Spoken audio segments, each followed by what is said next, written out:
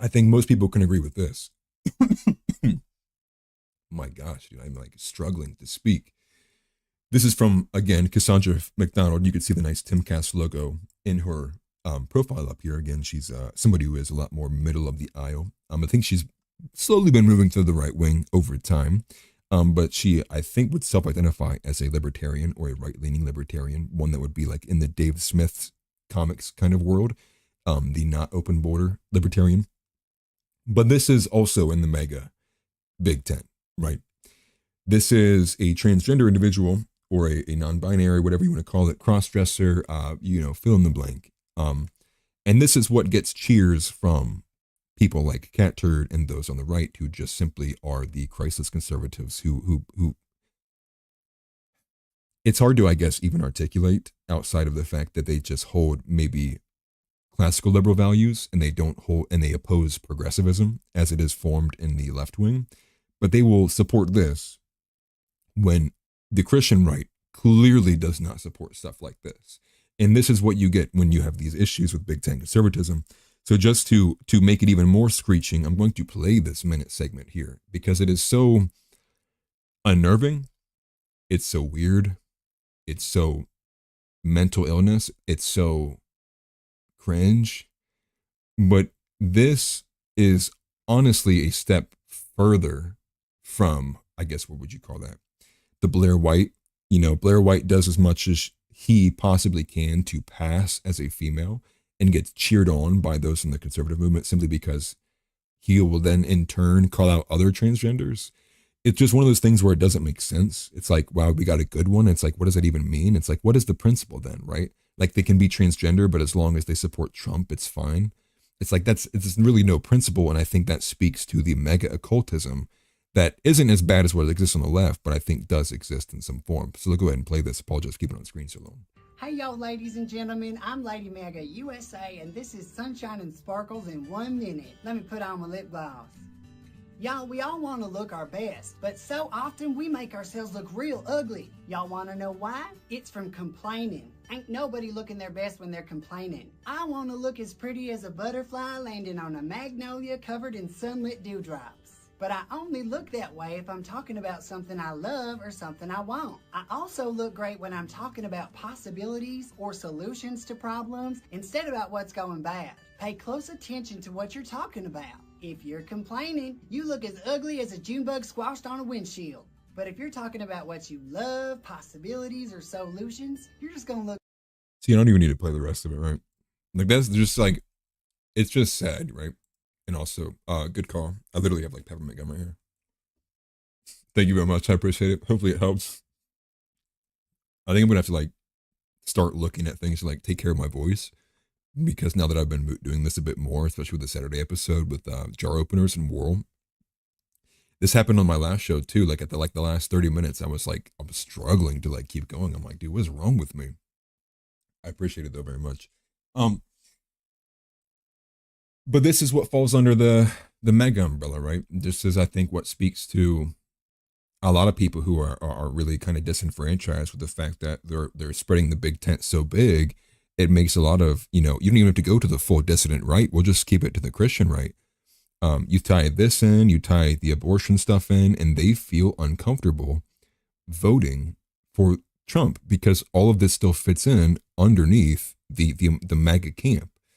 And so when you get things like the Amber Rose and the kind of the debacles you get at the RNC, which is, tokenism, it was like very degenerate to have a porn star be a keynote speaker. My name is Amber Rose. I'm a model and entrepreneur. And then, you have more keynote time for like a person who's practicing Judaism than you really do Christians. It's just like none of it really kind of feels good. Rebrand the right. Yes. I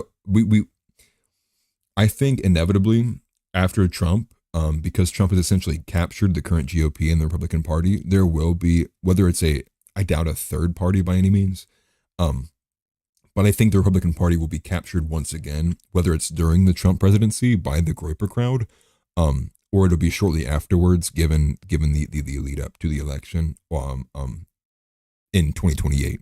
I think that is bound to happen regardless.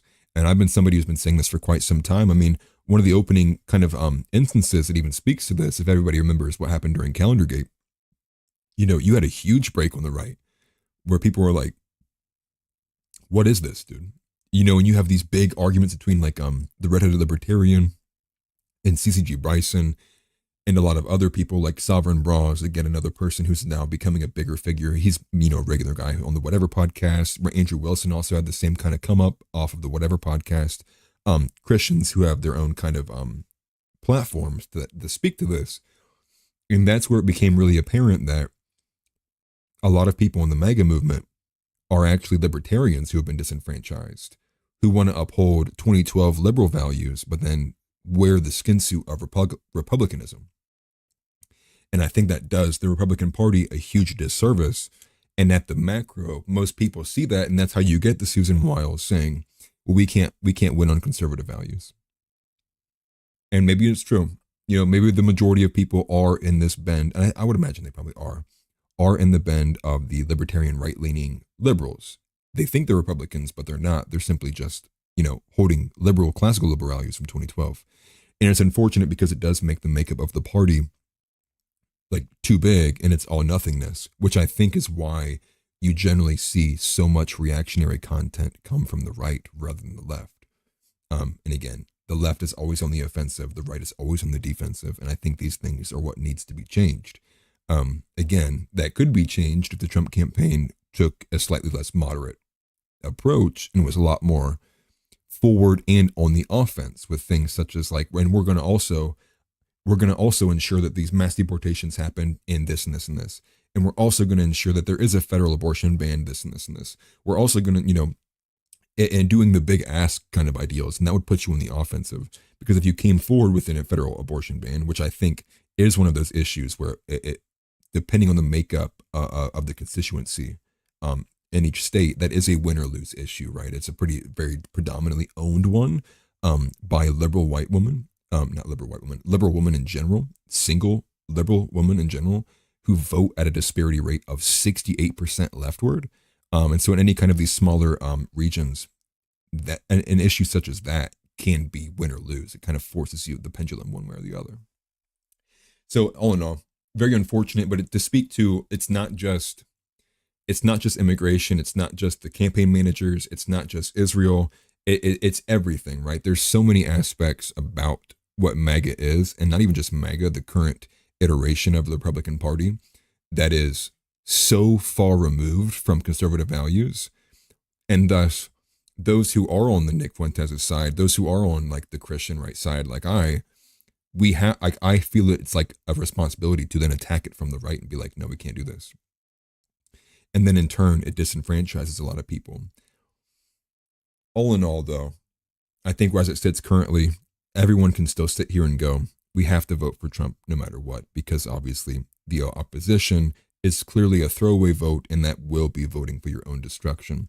So it's a hard kind of thing to navigate to, and it makes it very easy for those who are in the position of the libertarians to say like, wow, you're ruining the campaign for us if you keep trying to push these radical values. And it makes sense from their perspective, but it also makes sense from the other perspective as well. Because if it's just in terms of winning, I can see and understand the arguments. But if it's in terms of we're trying to develop the best outcome, I understand the further right argument, and as well as mine.